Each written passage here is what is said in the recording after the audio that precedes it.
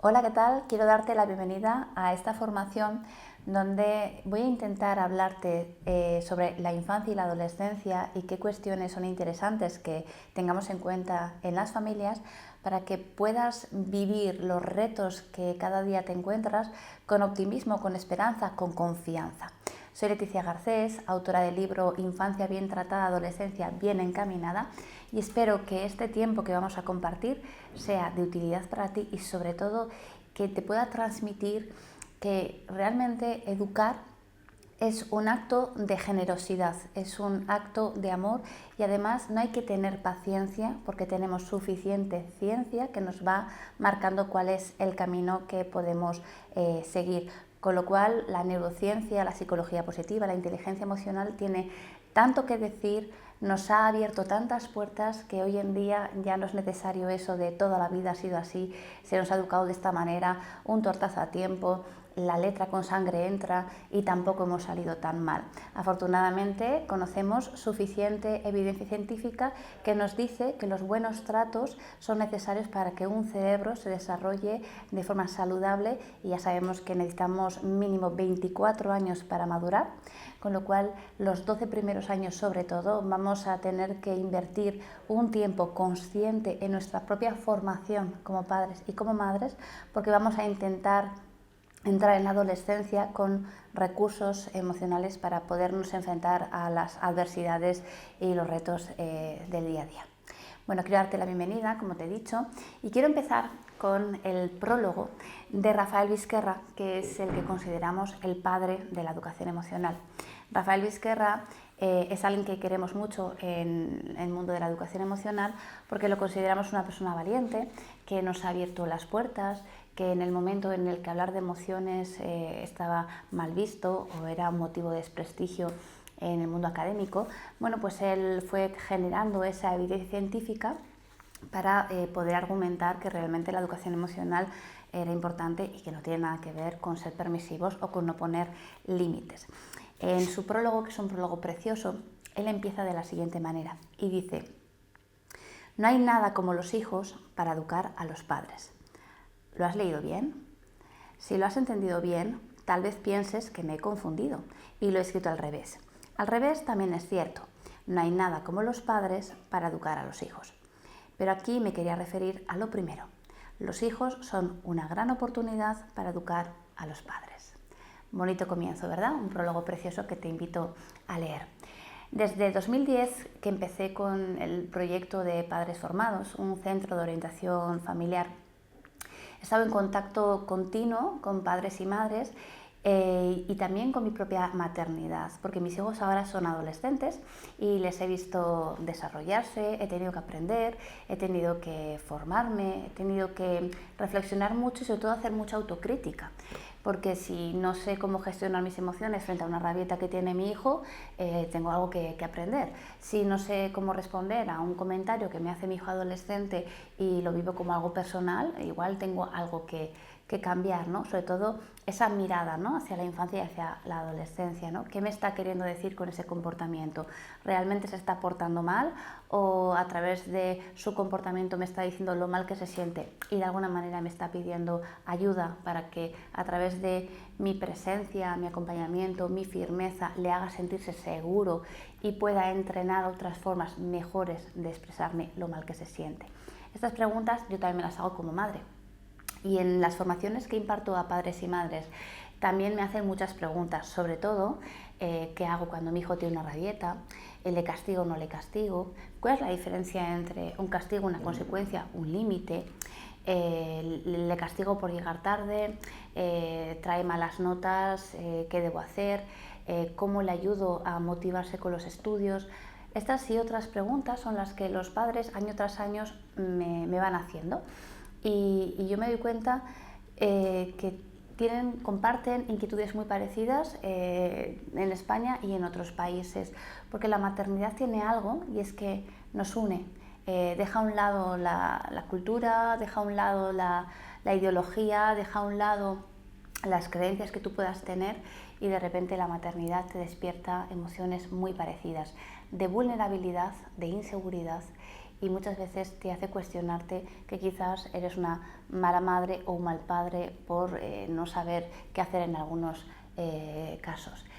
Quiero decirte que no existen las malas madres ni los malos padres, sí que existen padres y madres que cometen negligencia y que hacen daño a sus hijos, por supuesto que sí, pero no existen malas madres porque tampoco hay malos hijos. Hay malas relaciones, hay situaciones que no sabemos gestionar, hay conflictos que no sabemos resolver y por eso la maternidad, la paternidad es un reto que podemos resolver mediante la parentalidad positiva. Y de esto quiero hablar. ¿Qué es la parentalidad positiva? Bueno, pues seguramente habrás oído, habrás escuchado quizás crianza positiva, disciplina positiva, crianza consciente, educación respetuosa, ¿no? Esos conceptos te suenan más seguramente y son como más habituales, ¿no? Hay gente que dice, yo estoy intentando practicar la crianza respetuosa. Bueno, yo estoy intentando llevar a cabo una crianza más positiva. Bueno, la parentalidad positiva abarca todo esto, pero desde, digamos, un paraguas científico, es decir, bebe de fuentes científicas para que todo aquello que va proponiendo, va planteando, tenga un respaldo científico que nos dé la certeza o la garantía o la confianza de que es por ahí y no por otro lado, ¿sí? Por eso le hacemos preguntas a la neuroeducación, a la psicología positiva, a la inteligencia emocional, a la educación emocional, es decir, cómo funciona el cerebro de un niño y el cerebro de un adolescente, cuáles son las competencias emocionales que yo como madre necesito practicar en mí para que mi mirada hacia la infancia sea mucho más respetuosa, cuáles son las actitudes positivas que yo puedo tener en mi día a día para generarme un mayor bienestar emocional, porque a mí me gusta decir que hay que educar para que los hijos, las hijas puedan ser infelices, porque esta es una realidad que nos vamos a encontrar. La felicidad, al fin y al cabo, es el resultado de una forma de vivir, de un estilo de vida, de una filosofía de vida, de una actitud ante las circunstancias, los conflictos, ¿no? Cómo abordas una situación, cómo gestionas un duelo, cómo te enfrentas a un problema. Y el resultado de todo eso te hace tener una mayor o menos satisfacción con la vida y ahí podemos decir que te puedes considerar más o menos feliz. Pero realmente nuestros hijos necesitan prepararse para lo contrario, para la infelicidad, es decir, saber estar triste, saber estar enfadado, saber estar desconsolado, decepcionado, esperar algo de una persona y no obtenerlo y sentir decepción y tener que aprender precisamente que las personas tienen que tomar sus decisiones y que aún me puede afectar, pero que cada uno tiene que tomar sus decisiones, ¿sí? Por lo tanto, educar para experimentar emociones displacenteras, educar para la infelicidad, también es un reto muy bonito de la crianza que lo podemos trabajar en el día a día, tanto en las rabietas, en los enfados, en los conflictos, en las frustraciones. Así que hablemos de infancia bien tratada, adolescencia bien encaminada. Yo soy pedagoga y llevo años en la orientación de padres y madres. Me he especializado en ayudar a padres y madres a entender y comprender mejor a sus hijos y lo he intentado practicar también en mi vida, en mi relación de pareja, en mi familia. Sobre todo he intentado que haya en mi casa un buen ambiente, que haya sobre todo sentido del humor, que podamos disfrutarnos en el día a día, porque es más fácil llamar la atención, que cuando tú llamas la atención es hacer consciente a tu hijo de una situación concreta que no ha visto, no ha contemplado, no ha valorado y tú le llamas la atención para que él se haga consciente de. Es más fácil llamar la atención, corregir, hablar de una situación, de un comportamiento, ayudarle a reflexionar sobre algo. Es mucho más fácil cuando existe una relación de confianza, cuando no están acostumbrados al reproche, a los gritos, al desprecio, a una actitud, digamos, negativa por tu parte hacia ellos. Es mucho más fácil ayudarles a entender algo, a asumir unas consecuencias, a valorar una situación que no han contemplado, que no han estado valorando las consecuencias negativas de ello. Es mucho más fácil cuando en casa hay un buen ambiente, cuando hay una buena relación, una buena comunicación, cuando los propios padres saben discutir, ¿vale? Y esto es algo que yo suelo recomendar, ¿no? Discute más y discute delante de tus hijos. Si entiendes discutir por compartir opiniones, por escuchar el punto de vista de la otra persona, por intentar tener un acercamiento a lo que otra persona plantea, por mostrar interés por un punto de vista distinto al tuyo. Discute si entiendes discutir por comunicarte con una persona que piensa diferente a ti. Discute. Pero si tú entiendes discutir por faltarte al respeto, por gritarte, desde luego el problema no sería discutir, sino el problema es el tipo de relación que estás manteniendo. Bueno, vamos a entrar en algunos temas que para mí son importantes. No sé qué preguntas tienes en tu cabeza, qué te gustaría que yo te contara. Si estuviéramos frente a frente, yo me interesaría, ¿no?, por las edades de tus hijos, por el tipo de relación que tienes con ellos, por la estructura familiar, si estás en la infancia, estás en la adolescencia. Me gustaría podértelo preguntar, ¿no? Pero bueno, como esto no es posible, por lo menos quiero darte algunas ideas que tanto si estás en la infancia como en la adolescencia las puedas fácilmente aplicar, ¿vale? Lo primero, que entendamos que la adolescencia empieza cuando tienes un bebé en brazos. Y eso sí que me gusta decirlo, porque la adolescencia no es algo que llega de la noche a la mañana. Cuando cumples 12, 13, 14 años ya de repente te conviertes en adolescente. Ese cerebro que se tiene que desarrollar a través de un apego seguro el primer año de vida, con la creación de vínculos afectivos, con un buen acompañamiento en las rabietas, con unos límites bien puestos, que no solamente es decirle al niño lo que tiene que hacer, sino también estar abiertos al conflicto que eso pueda conllevar, la frustración que pueda surgir, ¿sí? Con lo cual, cuando tú llegas a los 12 años y lo que has trabajado son competencias emocionales como la escucha activa, como la asertividad, como la empatía, como la resiliencia, la automotivación, la autonomía emocional, la conciencia emocional, la regulación emocional, las habilidades socioemocionales, ¿no? Suma y sigue. Has trabajado todas estas cuestiones a través de los conflictos y esto ha generado una armadura en tu hijo, una autoestima equilibrada, saludable, ¿no? Una autoestima con capacidad de expandirse, ¿sí? Cuando tú has trabajado, como hemos dicho, el apego seguro, los vínculos afectivos, la comunicación asertiva y diferentes competencias emocionales, pues de repente tienes un adolescente que tiene la madurez suficiente, tiene las conexiones cerebrales suficientes como para enfrentarse a las frustraciones que le toca por edad. Su tolerancia ante la frustración es mayor. ¿Por qué? Porque tiene toda una base y todo un trabajo anterior y hemos sabido más o menos, mejor o peor, porque también estamos aprendiendo, pues hemos procurado acompañar todos esos procesos, ¿sí? ¿Qué me gustaría que pensara un adolescente? ¿Cuáles son los pensamientos que a mí me gustaría que estuvieran en la mente de un niño, ¿vale? Te los voy a leer porque estos los recojo en el libro y me parece que es una bonita forma de empezar, ¿sí? Por ejemplo, ¿qué me gustaría que pensara un hijo tanto en la etapa infantil como la etapa adolescente, ¿no? Por ejemplo, cuando peor me siento y más inseguridad siento, mis padres no pierden el control. Esto es un punto importante. El autocontrol que yo puedo tener como madre o como padre es la forma de hacer sentir seguro a mi hijo. Es decir, él puede tener un conflicto, puede estar en un proceso de rabieta, puede estar manifestándome de la peor manera lo mal que se siente. Y cuando yo entiendo que en este momento, más que poner el foco en su mala conducta, señalarlo, ¿no?, y en ese momento aplicarle un castigo porque me parece fatal lo que está haciendo, realmente el foco lo tengo que poner en mí.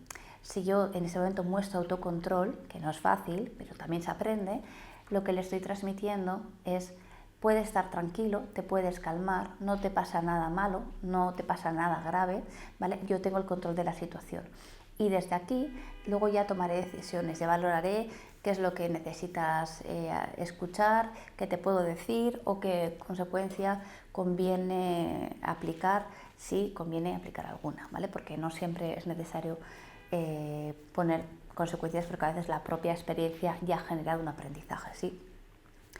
Otro pensamiento que me gustaría que estuviera en la mente del niño es: en medio de la tensión, sigo sintiendo el amor que mis padres me tienen y se tienen, ¿vale? Esto lo añado yo. En medio de la tensión, en medio del conflicto, donde se me llama la atención, se me hace ser consciente, se me ayuda a rebajar la ansiedad que tengo, donde se me invita a poder decir lo mismo de otra manera, yo sigo sintiendo el amor de mis padres hacia mí, hacia ellos, es decir, en mi casa sigue habiendo amor. ¿Por qué? Porque ese conflicto lo único que nos está mostrando es que estamos teniendo dificultad para discutir, estamos teniendo dificultad para expresar una opinión, estamos teniendo dificultad para pedir ayuda y lógicamente el malestar que yo tengo se está apoderando de mí, no tengo control sobre él. En este momento mis competencias emocionales brillan por su ausencia, ¿sí? Por lo tanto, que sigan sintiendo nuestro amor incondicional, ¿vale? Es la forma de ayudarles a transmitirles ese mensaje de lo estás pasando mal, me lo estás expresando como buenamente puedes, pero yo estoy aquí, tengo el control de la situación, tengo el control de mi vida. Es decir, lo que tú expresas o como lo expresas a mí me puede hacer sentir mal, porque es incómodo, genera malestar, preocupación, pero yo sigo teniendo el control de mi vida. Cuando los niños descubren que por su mal comportamiento, por así decirlo, impactan sobre mí y eso saca lo peor de mí, ¿vale? Están descubriendo que tienen, digamos, el poder de tocar una tecla y de controlarme. Y eso no es bueno, eso no es bueno que lo aprendan. Para su estabilidad emocional y para la relación, ¿de acuerdo? Yo tengo que tener en todo momento, pues, procurar tener control de mi situación y dominio propio, autocontrol y la capacidad de gestionar lo que yo siento, ¿sí? Otro pensamiento que me interesa que los niños tengan es, cuando me falta calma, mis padres son un puerto seguro donde encuentro lo que me falta. Puerto seguro, ¿vale? Base segura, es decir, un lugar al que yo puedo ir y encontrar lo que me falta, ¿vale? Ellos tienen el control de su vida, ellos me siguen amando incondicionalmente y ellos son un puerto seguro. Otro pensamiento que quiero que esté en la mente de un niño cuando es educado desde la parentalidad positiva sería: cuando estoy nervioso, mis padres son una fuente de seguridad que sacian mi sed con tranquilidad. Estar calmada puede ser una intención, no lo vas a lograr siempre, pero lo que sí que, si tú entiendes que lo que está viviendo tu hijo es muy difícil de gestionar, que lo está pasando mal, que no es que se esté portando mal, sino que es que en ese momento es que no está sabiendo decirte de mejor manera lo mal que se siente y lo que necesita es realmente sentirse seguro, que alguien responda con firmeza, que alguien ponga el límite a esa situación. Eso a ti te da tranquilidad, te da seguridad. A lo mejor no estás calmada, a lo mejor no te sientes bien, a lo mejor estás nerviosa, pero sigues teniendo el control de la situación y eso te da tranquilidad, ¿sí? Cuando pido lo que quiero y me dan lo que necesito, estoy bien. No lo entiendo, pero me ayuda. Muchas veces hay que negarles permisos, hay que decirles que no. Eso genera frustración. Esa frustración es muy saludable, es muy necesaria, porque tiene que ver con mi criterio de seguridad, de salud. Yo decido que te niego algo porque considero que no lo necesitas, que no te hace ningún bien, que no te aporta nada. Yo lo decido y estoy muy segura de limitarte el tiempo de uso de pantallas, limitarte el consumo de azúcar, negarte un permiso, limitarte el horario de salida con los amigos. Yo tengo muy claro por qué lo decido. A ti no te tiene por qué parecer, no tienes por qué estar de acuerdo, tu labor es saltarte los límites que yo te pongo, pero el niño, el adolescente, lo agradece porque, aunque no lo entiende, aunque no le gusta, aunque no le parece, y su naturaleza al final es buscar siempre el placer inmediato, lo que asegura la supervivencia, todo aquello que le genera bienestar. Pero cuando tú tomas una decisión convencida de ello, el niño te lo agradece y aunque pelee, en el fondo es algo así como: uff, menos mal que mi madre, menos mal que mi padre tienen el control de la situación, menos mal que aunque no me gusta, siento que lo hacen por mi bien. Todo esto no te lo van a decir, ¿vale? Pero está en el ambiente, solo que hay que afinar un poquito el ojo para poderlo ver. Si me niegan lo que deseo, pero entienden mi enfado, aprendo a confiar, y de eso es de lo que se trata. Si no me dejan hacer lo que quiero, pero no se enfadan conmigo cuando me revelo los límites, me sentarán bien. Si me enfado y me dan tiempo para calmarme, me están entendiendo. Cuando deseo algo con mucha fuerza y no me lo dan de inmediato, me enfada esperar. pero no me sienta mal hacerlo. Cuando mis padres me dicen que lo que quiero no es lo que necesito, sé que me quieren, sé que están presentes, sé que están conmigo. ¿Por qué he querido transmitiros, contaros estas 10 frases y qué es lo que os quiero transmitir? Que muchas veces la educación de nuestros hijos genera conflictos, pero el problema real es que yo no entienda que ese conflicto ha venido a nuestra relación para que podamos marcarnos unos objetivos de mejora. Cuando hay un conflicto, tú puedes enfadarte muchísimo porque no te ha obedecido, no te ha hecho caso. Y si tú te enfadas, esa emoción es lícita, es tuya, es como tú te sientes. Sin embargo, ese conflicto lo que te está mostrando es que, por un lado, a ti como madre, a ti como padre, te ha costado identificar pues en ese momento la dificultad para poder argumentar tu decisión desde un criterio reflexionado. Te ha costado hablar desde ti, es decir, desde lo que tú quieres para tus hijos, porque muchas veces hablamos desde lo que es bueno para ellos, ¿no? Pues vete a la cama porque si no mañana te vas a levantar con sueño, no vas a estar bien en la escuela. Bueno, eso es una forma de decirlo, pero lo ideal es que hables desde ti. No, yo quiero que estés a una buena hora en la cama para que puedas conciliar bien el sueño, pero esto es algo que yo deseo y que más me corresponde a mí, porque soy responsable de tus cuidados. Entonces, siempre estar explicándole al niño por qué tiene que hacer las cosas, pretender que lo entiende y que lo lleve a cabo, es contar con esa responsabilidad que no tienen y que de alguna manera por edad me corresponde a mí tenerla. La cuestión es que cuando yo entiendo que el conflicto ha venido, esa lucha de poder o ese conflicto de intereses ha venido para mostrarme que me está costando entender, voy a poner el foco en cómo me he gestionado en el conflicto, cómo se ha gestionado mi hija, nos hemos enfrentado la una a la otra, en ese momento a mí ya me han salido todos reproches, señalar todo el rato la conducta, hace mucho tiempo que no conecto con ella, no nos reímos, no hablamos, estamos distanciadas. Es muy difícil gestionarte en un conflicto si nos falta toda la base, nos falta esa conexión emocional, esa comunicación, esa comprensión. Si tú llegas a un conflicto y te falta toda esa base, es muy difícil que sepas cómo manejarte en el conflicto, ¿no? Entonces, de alguna manera, aunque no sea agradable, aunque no sea fácil, aunque no nos guste, el conflicto lo que nos hace es mostrarnos todo lo que tenemos que mejorar, todos los puntos de mejora, ¿sí? Entonces, bueno, pues vamos a empezar por ahí. Hablemos de rabietas, hablemos de castigos y hablemos de límites. ¿Qué es una rabieta?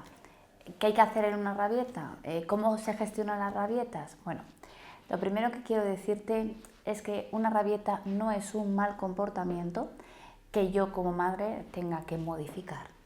Hay diferentes tipos de rabietas. Es verdad que en niños muy pequeñitos, de 18 meses, 2 años, 3 años, vemos unas rabietas más emocionales. Son las típicas rabietas de supermercado, el niño se tira al suelo, patalea, no razona, no hay forma de calmarlo.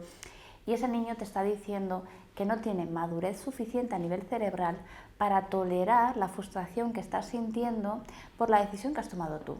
Porque él quería seguir en la calle, quería seguir jugando, quería seguir viendo tele y tú vienes y cortas ese momento placentero.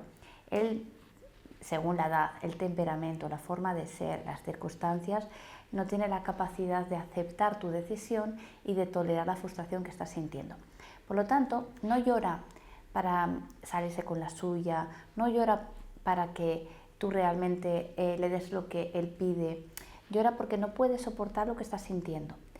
En todo caso, los padres y las madres que no soportan esa situación y que acaban cediendo son los que les enseñan que si lloran más tiempo del que necesitan para tranquilizarse, a lo mejor, ¿vale?, puedan conseguir lo que quieren. Es decir, los padres que ceden ante el llanto porque no aguantan, no soportan, y yo entiendo que hay situaciones límite muy difíciles de soportar, bueno, pues esa actitud que tienen algunos padres o algunas madres es la que le lleva al niño a aprender que a lo mejor si llora un poquito más de lo que necesita para gestionar esa frustración, a lo mejor consigo lo que quiero. Es decir, la probabilidad de conseguirlo por experiencia es muy alta.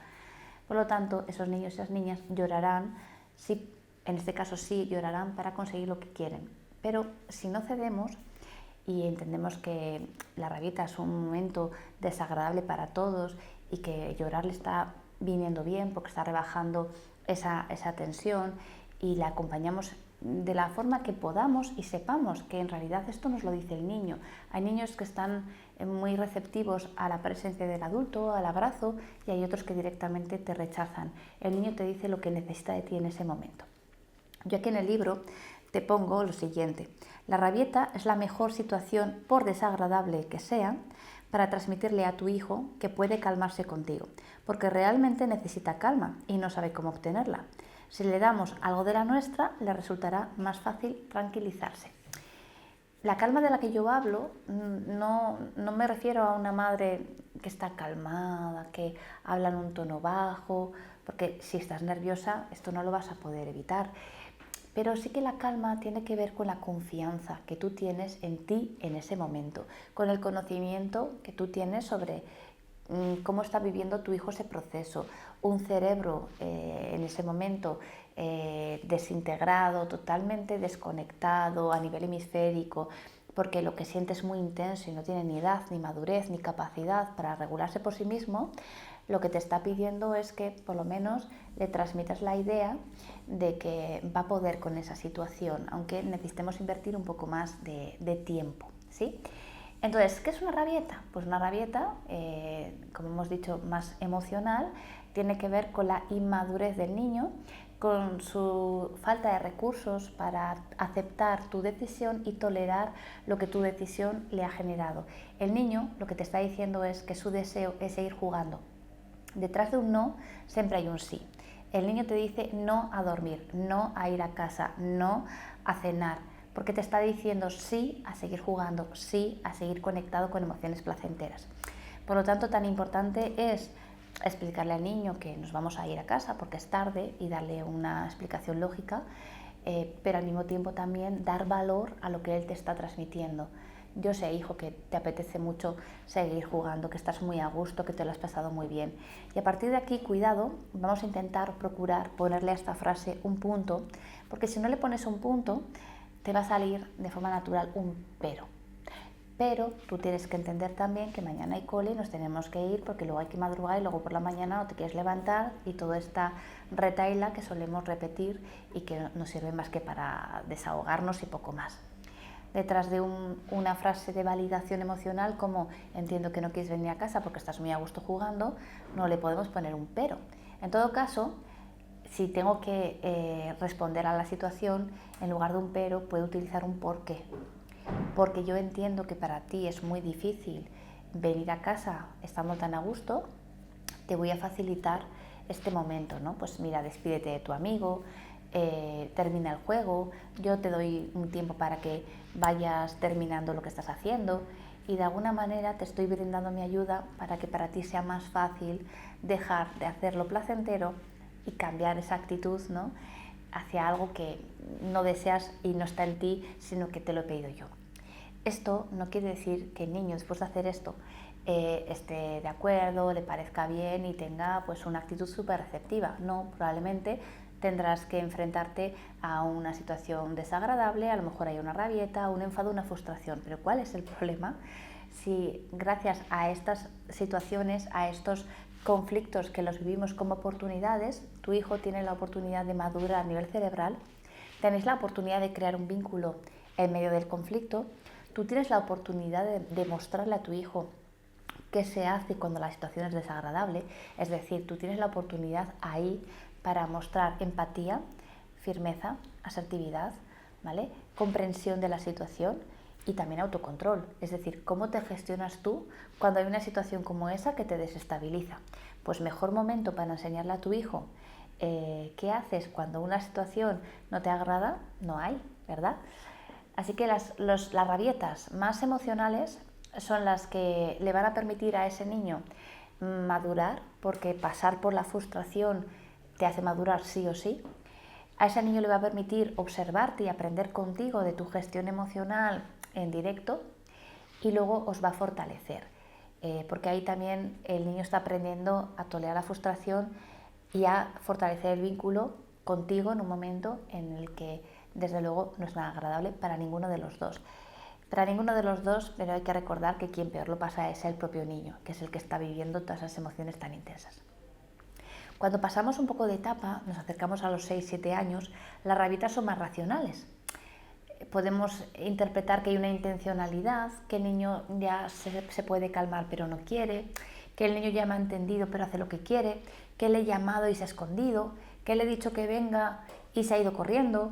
Entonces esas situaciones son otro tipo de rabietas donde hay que procurar no abusar tampoco de los discursos, de los argumentos, de los sermones, porque aunque tenga por edad más capacidad para entender y comprender la situación, la resistencia sigue siendo grande, porque mi deseo de seguir jugando y de seguir conectado a emociones placenteras es muy grande.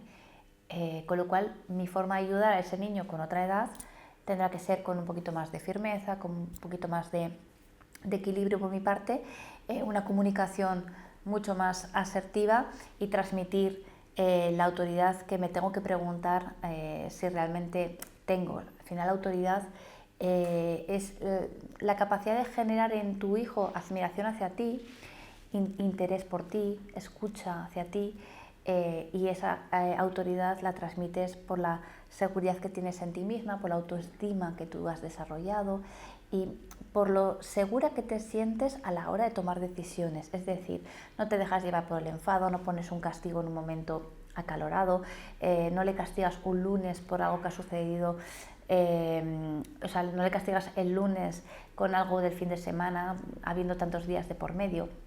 No pones un castigo que no tiene ninguna relación con la conducta, porque si no hay lógica y no hay relación, no hay posibilidad de aprender con ello, ¿no? La cuestión es que el tema de los límites a veces lo confundimos, ¿no? Pensamos que un límite es decirle a un niño hasta qué hora puede ver la tele.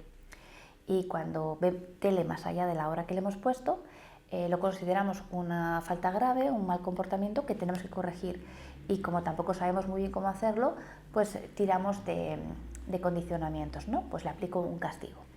Si alguien nos pudiera asegurar que ese niño, cuando no haya supervisión, tenga la oportunidad de seguir viendo tele, por los castigos que ha recibido, va a tener la capacidad de renunciar al deseo de seguir viendo tele y va a tener la fortaleza interior, la capacidad, el dominio propio de apagar la tele deseando seguir viéndola, es decir, si alguien nos pudiera asegurar que con los castigos ese niño va a aprender dominio propio, realmente el castigo sería muy educativo. Pero el castigo no genera este aprendizaje. El aprendizaje de soy consciente de que deseo hacer algo que ahora mismo no me conviene, porque estoy fuera de hora, porque ahora me toca descansar y realmente poder tomar la decisión que me conviene, no lo que deseo, eso que tiene que ver con el autocuidado, el amor hacia uno mismo, la responsabilidad, el autocontrol, ¿vale? Todo eso no se aprende mediante los castigos, se aprende mediante la presencia, los límites que pone el adulto, el acompañamiento y sobre todo que cuando yo le doy una indicación que tiene que ver con su cuidado, con su autocuidado, que es vamos a descansar, vamos a dormir y para eso hay que apagar la tele, veo la respuesta que en él es seguir viendo la tele, mi respuesta no debería de ser pues ahora te castigo sin ver tele mañana o si no apagas la tele no ves tele mañana, que sería castigo o amenaza, más bien sería, bueno, como ahora es un momento de descansar, la tele sigue encendida, la voy a apagar yo.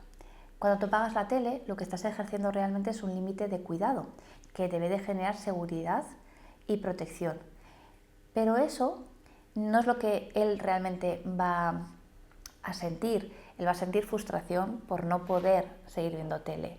Aunque el ambiente que estamos generando, el clima de confianza y el ambiente de cuidado también tiene que ver con los límites, pero el niño lo vive desde la frustración.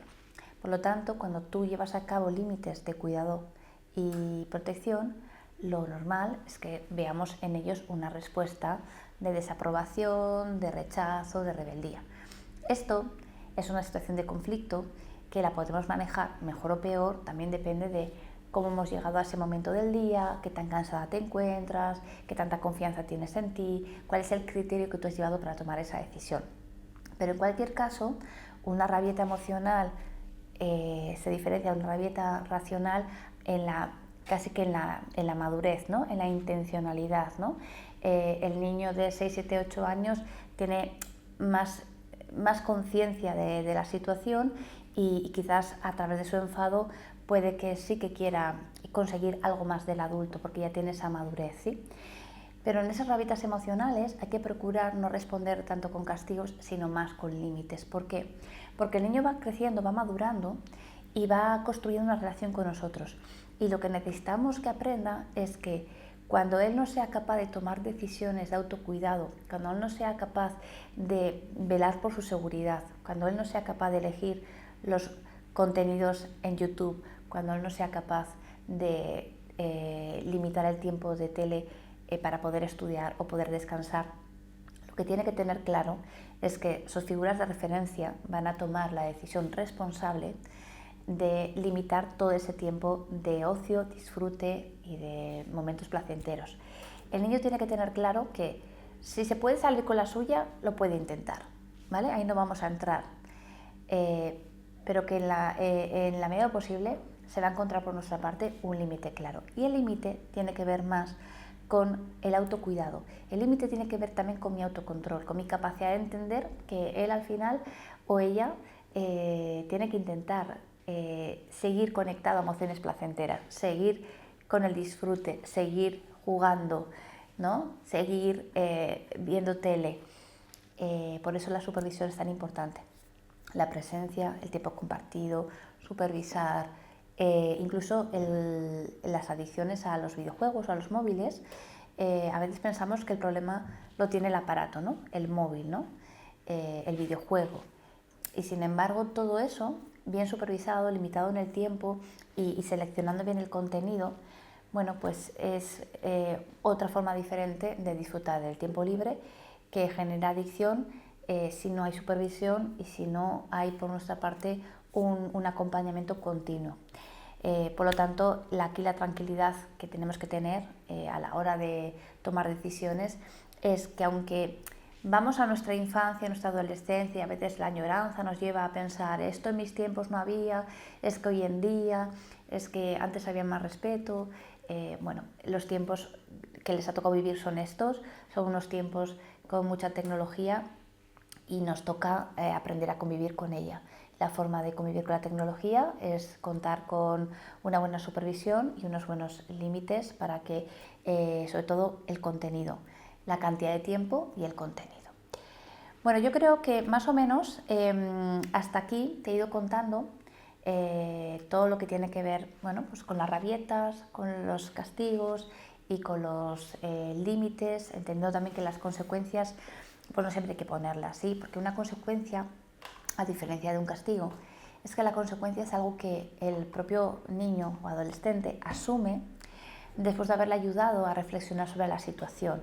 Es decir, el castigo es algo que yo aplico generalmente desde el enfado, desde una emoción no consciente, no regulada, en un momento en el que ni yo estoy capacitada para expresarme de forma regulada, ni él está capacitado para, no está receptivo, ¿no?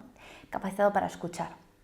Por eso muchas veces somos desproporcionadas y aplicamos castigos que no tienen ninguna relación con la conducta que tenemos que mejorar. Hay veces que puedes poner un lunes un castigo para el fin de semana cuando hay un montón de días en medio, ¿no? Los castigos generalmente nos distancian de nuestros hijos, generan rebeldía en ellos, generan rechazo, generan resentimiento. Ellos lo dicen como te odio, eres la peor madre del mundo.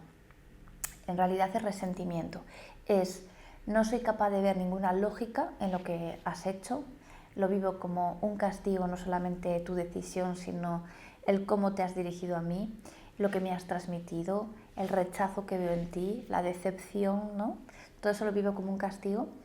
Por eso los castigos generalmente, más que enseñar a mejorar una conducta, a aprender habilidades sociales, a aprender competencias emocionales, a aprender regulación emocional, los castigos lo que generan es distanciamiento, rebeldía y resentimiento. Por eso, si durante la infancia has utilizado muchos castigos, conviene en la etapa adolescente ir reduciéndolos, porque la peor etapa para usar castigos es la adolescencia. Si nunca has utilizado castigos, pues probablemente en la adolescencia no los utilizarás, pero habrá que estar muy pendiente igualmente, ¿sí? Y si nunca has utilizado castigos, desde luego la adolescencia es la peor etapa para empezar a usarlos, porque el adolescente ya tiene la capacidad de argumentarte todo y decirte no, lo que acabas de hacer es injusto, porque no me parece, porque no estoy de acuerdo, porque realmente un castigo generalmente suele ser desproporcionado y no guarda relación con la acción a mejorar. Sin embargo, las consecuencias, esas se asumen. ¿Cuál es la diferencia? Que el adolescente, después de haber hecho con él un trabajo de análisis, de reflexión, de analizar un poco lo que ha sucedido, vemos formas, posibilidades, opciones que podemos llevar a cabo, elegimos entre varias la mejor manera de reparar un daño que se haya podido generar. Entonces el propio niño o adolescente asume su parte y lo hace desde una conciencia de lo que es justo. Es justo que esta persona reciba esta reparación por mi parte. Es justo que esta persona que ha recibido un daño o que le he roto tal cosa o que pues no le he considerado en esto otro, es justo que se lo reconozca, que le repare de esta manera. Yo suelo poner el ejemplo del dibujo, pero lo voy a poner de otra manera. Hay veces que tenemos dos niños, amigos, hermanos, que están dibujando y uno de ellos se enfada y le rompe el dibujo al otro. Generalmente las consecuencias las tiene que asumir el propio niño, pero si yo como adulta la pongo, puede ser percibido como un castigo, aunque parezca una consecuencia. Pongo el ejemplo. Llega la maestra, llega el adulto de referencia, quien sea, y le impone al niño que ha roto el dibujo que haga otro dibujo en compensación al dibujo roto. Esto parece que tiene mucho sentido, porque si yo roto un dibujo, tengo que repararlo, tengo que hacer otro dibujo y tengo que reconocerle a mi amigo o mi hermano que le he generado un daño. Vale. Pero al afectado no se le ha preguntado si realmente él quiere aceptar esa compensación, porque yo quería mi dibujo, yo no quiero otro dibujo que no sea el mío, yo no quiero un dibujo que no me gusta para contentarme de alguna manera por el dibujo que me han roto. Yo estoy decepcionado, lastimado, sorprendido, impactado, no me lo esperaba y probablemente mi relación con ese amigo o ese hermano vaya a cambiar porque pues a lo mejor si le rompo un dibujo también tendrá otras reacciones de las que me tenga que proteger. Entonces, algo que parece que tiene mucho sentido, como aplicar esa consecuencia, que es si ha roto un dibujo, le haces otro para compensar, habría que valorar si realmente es la mejor manera de que el propio afectado se sienta justamente tratado. Bueno, por ir terminando y para que avancemos un poco en los buenos tratos, cuando hablamos de parentalidad positiva, hablamos de los buenos tratos que todo niño y niña necesita recibir durante la infancia para llegar a una adolescencia con los recursos emocionales suficientes en su mochila que le permitan ser, digamos, resilientes, resistentes, ¿no?, a las dificultades que se puedan encontrar, teniendo en cuenta que la autoestima es muy difícil que la tengan bien fortalecida, porque la autoestima, digamos, como se está desarrollando, pues también va a depender de circunstancias.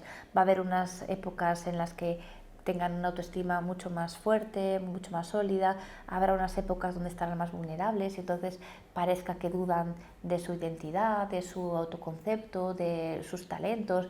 Entonces, bueno, pues nuestra labor muchas veces es ayudarles a descubrirse a sí mismos, a conocerse, a identificar cuáles son sus talentos, sus fortalezas, a que descubran su ikigai, esta palabra japonesa que significa tener una vida que merece la pena ser vivida. Los niños y adolescentes necesitan descubrir su ikigai, los padres y las madres necesitamos tener nuestro propio ikigai y cuando trabajamos en ello, pues los niños pueden indagar, ¿no?, en su interior y descubrir la maravilla que son. El tema es que los buenos tratos no es tratar igual de bien a todos los niños por igual, sino que es tratar de la forma en la que cada niño o niña necesita ser tratado. Pero tendrá que tener en cuenta cómo es ese niño, esa niña, a nivel temperamental, a nivel madurativo, sus circunstancias. Hay niños que a lo mejor les hablas muy suave y necesitan realmente percibir que vas en serio y notar en ti pues un tono de voz mucho más serio para que te pongan atención. Otros niños o niñas, si les levantas un poco la voz, enseguida se molestan, se ofenden, se sienten mal, y a lo mejor con ese niño no necesito hablarle de esa manera. Entonces me tendré que regular yo cuando quiero comentarle algo, ¿no? Los buenos tratos no es tratar igual de bien a todos los niños por igual, sino es tratar tan bien como cada niño o niña necesita ser tratado. Y aquí yo tendré que hacer ese trabajo de adaptarme a las circunstancias. ¿Qué necesita cada uno? ¿Qué necesita cada hijo? A veces que los hijos dicen, es que a mi hermano le has dejado, a mí no, a él le has regañado, a mí no, y a veces que nos justificamos, ¿no? Como si tuviéramos que hacer lo mismo con todos por igual, darles lo mismo. Una cosa es que yo no tenga que hacer diferencias y tenga que ser justa en el reparto y tenga que considerar que si son 3 hijos les tengo que dar más o menos a cada uno lo mismo, pero luego veo la individualidad de cada uno, lo que cada uno necesita y lo que puedo darles y me adapto a ello, y eso realmente es ser justa. No es dar lo mismo a todos por igual, sino es darle a cada uno lo que necesita para desarrollarse y para madurar.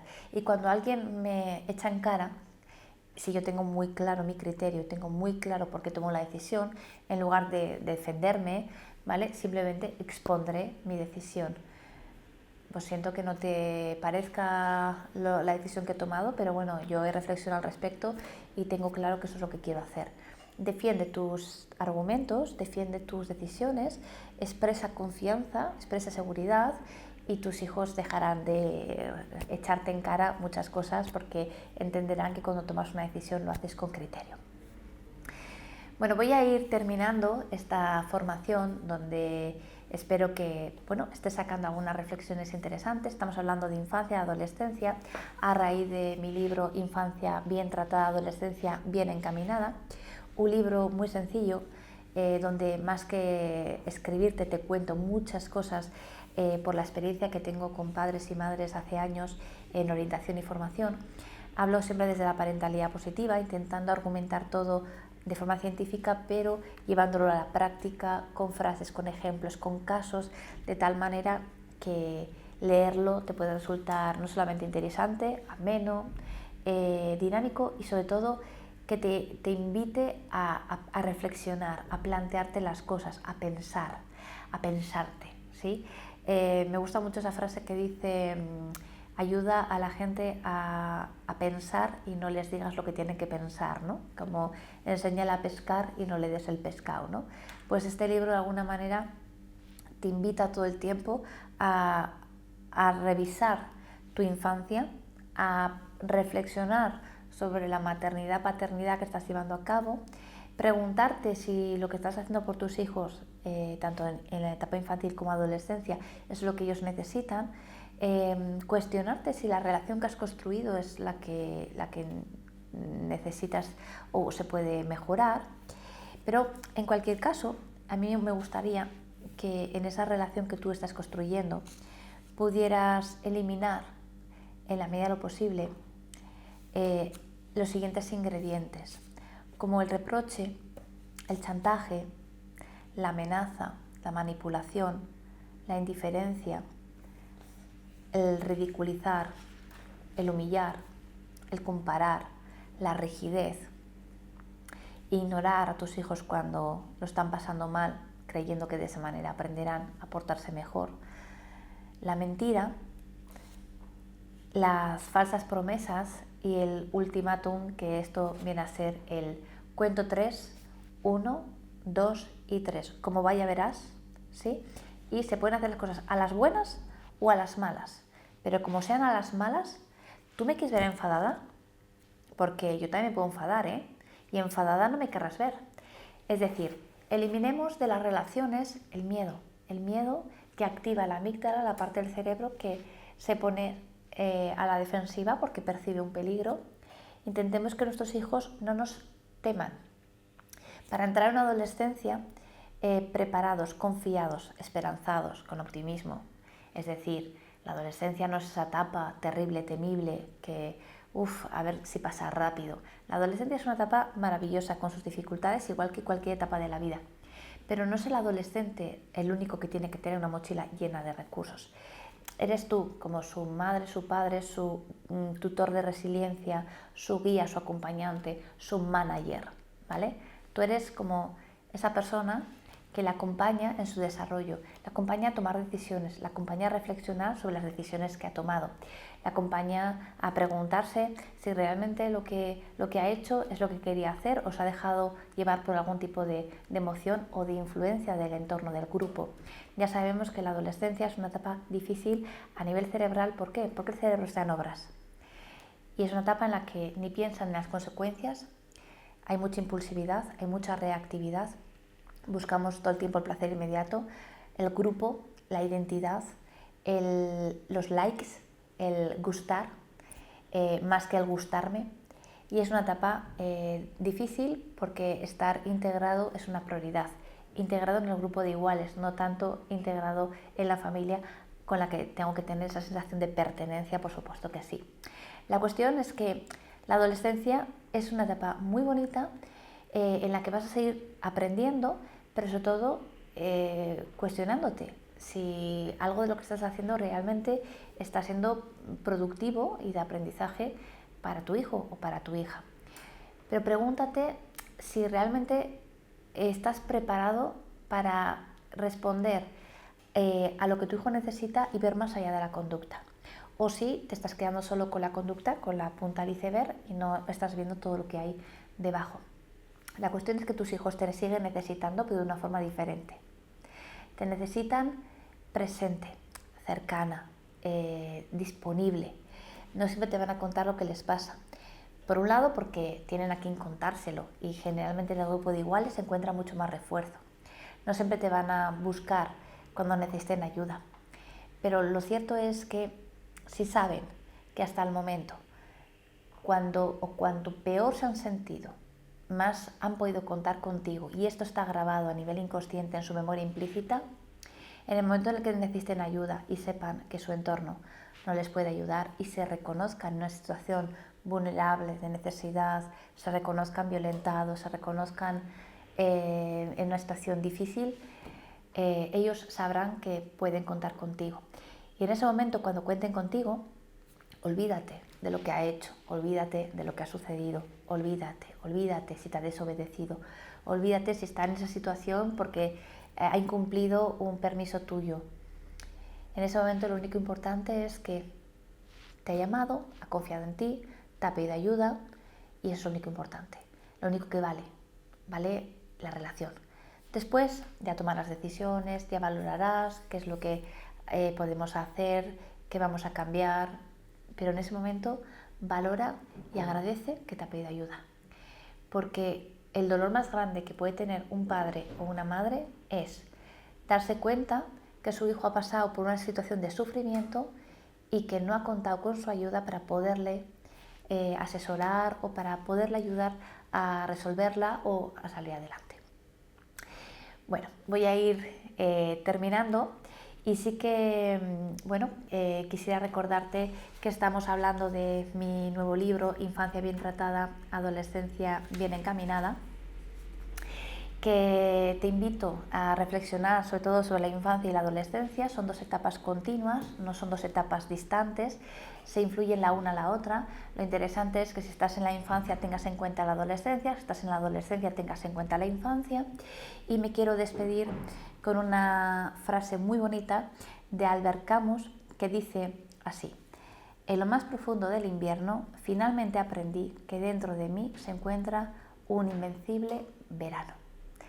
Espero que algo de lo que te he transmitido te ayude a tomar decisiones, a reflexionar sobre tu maternidad, paternidad, a asumir nuevos retos y sobre todo que confíes lo suficientemente en ti como para saber que no tienes que ser ni una madre ni un padre perfecto, sí que te tienes que perfeccionar en el día a día, porque tus hijos no quieren que seas perfecta. Tus hijos te quieren tal y como eres, maravillosa. Eres la mejor madre o el mejor padre que tus hijos podían tener. Deseo que tengas una bonita relación con ellos y que poco a poco vayas mejorando aquellos aspectos que deseas trabajar en ti, para que puedas construir una relación de confianza donde el amor sea incondicional y la confianza también. Hasta otra.